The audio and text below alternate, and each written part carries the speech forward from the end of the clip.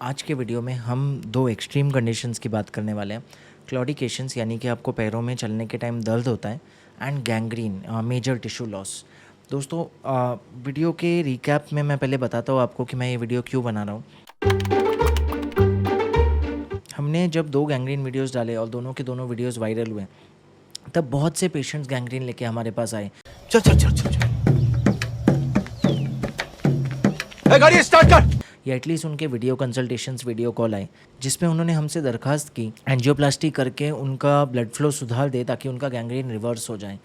पर जिस स्टेज पे वो हमारे पास आए थे, जिसे रुथरफोर्ड स्टेज 6 कहते हैं, जहाँ पे या तो घुटने तक सारा स्किन ब्लैक हो चुका था और अंदर से सब सड़ चुका था, या फिर वेट गैंग्रीन था, सिवियर इन्फेक्शन था, बॉडी के ऑर्गन्स को फेल कराना और सिवियर इन्फेक्शन हो गया था।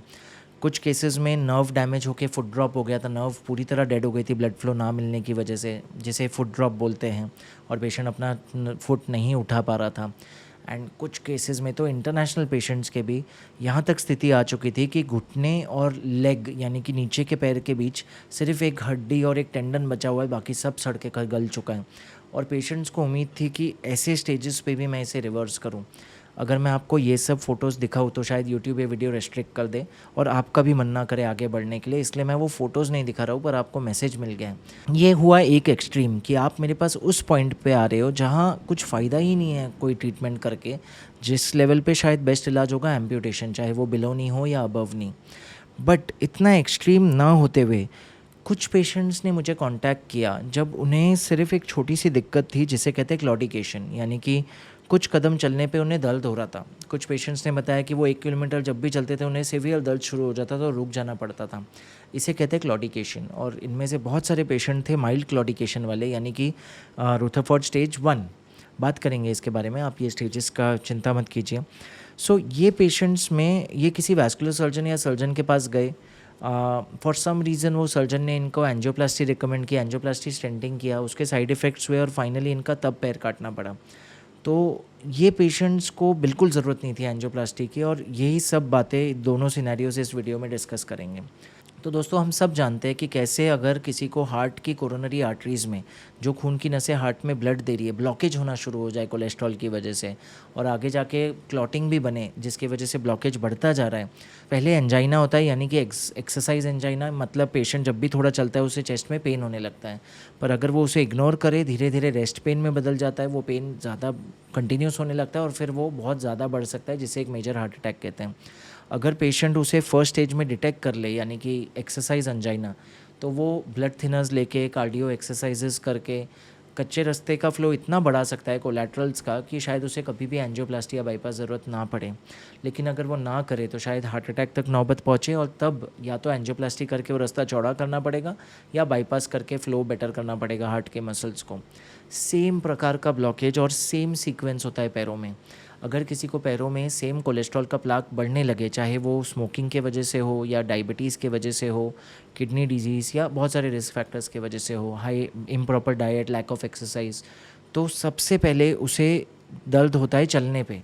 इस कंडीशन को बोलते हैं claudication, intermittent claudication. Classical history patient देगा कि मैं जब 1000 कदम चलता हूँ मुझे पेन शुरू हो जाता है, मुझे रुकना पड़ता है, अगर मैं 5-10 मिनट रुक जाऊँ या बैठ जाऊँ पेन ख़त्म हो जाता है, और फिर मैं वापस चलता हूँ तो फिर से मैं 1000 कदम चल सकता हूँ, फिर से पेन शुरू हो जाता है। तो ये है क्लॉडिकेशन। ये इसलिए होता है क्योंकि पैरों को नॉर्मल स्टेट में जो कम खून मिल रहा है वो ठीक है, उससे पैर को कोई दिक्कत नहीं है, पर जब एक्सरसाइज करनी पड़ रही है, खून ज़्यादा लग रहा है, तब उतना ज़्यादा खून मिल नहीं पा रहा है ब्लॉकेजेस की वजह से।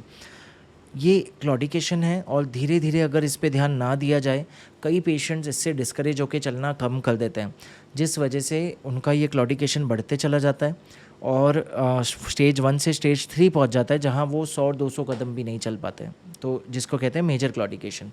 तो stage 1 is mild claudication, stage 2 is moderate, and stage 3 is major claudication, जिसमें जितने कदम आप चल पाओगे बिना पेन के वो कम कम कम होता चला जाएगा। दोस्तों, अगर आपको क्लॉडिकेशन है तो 90% केसेस में ट्रीटमेंट की ज़रूरत, मतलब इंटरवेंशन या ऑपरेशन की ज़रूरत नहीं है। आपको एंजियोप्लास्टी या बाईपास के लिए नहीं जाना है। आपको 2 चीज़ें करनी है। पहला है best medical management, latest scientific trials के हिसाब से, जिसमें हम कुछ ब्लड थिनर्स और स्टैटिन्स देते हैं, लिस्ट आपको दिखा रहे हैं स्क्रीन पे।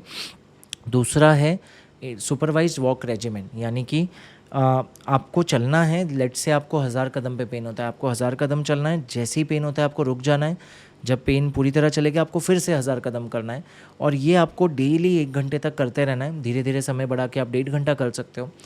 पहले हफ्ते कोई डिफरेंस नहीं होगा, पहले महीने शायद 1000 के बदले में 1050 कदम हो जाए, लेकिन धीरे धीरे ये एक्सपोनेंशियली बढ़ता रहेगा। तीसरे महीने आप 2000 कदम चल पाओगे, पहले साल आप 6-7 किलोमीटर चल पाओगे, शायद 10,000 कदम भी बिना पेन के। ऐसा क्यों होता है? क्या चलने से ब्लॉकेज पिघल रही है, कोलेस्ट्रॉल घुल रहा है? नहीं, चलने से ब्लॉकेज तो नहीं खुलेगी, लेकिन जो कच्चे रास्ते हैं, कोलैटरल्स हैं, आज वो धागे समान है, जितना आप चलोगे वो एक जिम की तरह है उनके लिए, वो रस्सी समान बन जाएंगे। और अगर 5 मोटी रस्सियाँ बन जाए तो वो एक ब्लॉकेज वाली पाइप को रिप्लेस कर सकती है, जो 1000 धागे भी नहीं कर सकते। तो दोस्तों सिंपल इलाज है। लेकिन अगर स्टेज 4 चले गया, यानी कि रेस्ट पेन, आपको 24 घंटे पेन हो रहा है रात को भी, या स्टेज 5 यानी कि माइनर टिश्यू लॉस, छोटे घाव बन रहे हैं या गैंग्रीन का छोटा सा एरिया हो रहा है, चाहे वो उंगली में, उंगलियों के बीच में हो, एड़ी में हो, कहीं भी हो, तो बहुत ज़रूरी हो जाएगा कि आपको इमीडिएटली एक इंटरवेंशन रेडियोलॉजिस्ट से मिलकर एंजियोप्लास्टी या बाईपास, ये सारे ऑप्शंस कंसिडर करने हैं।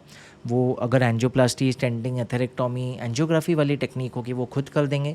बाईपास की ज़रूरत पड़ेगी तो एक वैस्कुलर सर्जन के पास भेज देंगे जो ओपन सर्जरीज करते हैं, जैसे हार्ट के लिए इंटरवेंशन कार्डियोलॉजिस्ट एंजियोप्लास्टी करते हैं और CTVS सर्जन्स बाईपास करते हैं। ऑफकोर्स कई सारे वैस्कुलर सर्जन्स आज एंजियोग्राफिक प्रोसीजर्स भी करते हैं, तो जो भी आपके एरिया में बेस्ट करता है आप उन्हें मिल सकते हो। लेकिन अगर स्टेज 6 पहुंच गए तो मैक्सिमम केसेस में, जो मैंने आपको स्टार्टिंग में एग्जांपल्स दिए, मैक्सिमम केसेस में हम कोई इंटरवेंशन नहीं कर पाएंगे, ट्रीटमेंट होगा एम्प्यूटेशन। और कुछ केसेस में अगर हम इंटरवेंशन करते भी हैं तो उसका पर्पस ये नहीं होगा कि एम्प्यूटेशन को पूरी तरह अवॉइड करना है, उसका पर्पस होगा कि एम्प्यूटेशन का लेवल कम करना है। अगर हिप डिसआर्टिकुलेशन होना है, यानी कि पूरा हिप से ही काटना है, तो उसको हम अबव नी तक ले जाए। अगर अबव नी काटना है तो कोशिश करके बिलो नी तक ले जाए। सिर्फ ये पर्पस होगा, पर्पस ये नहीं होगा कि एम्प्यूटेशन प्रिवेंट करना है। 6 पे हार्डली पूरी तरह एम्प्यूटेशन प्रिवेंट किया जा सकता है।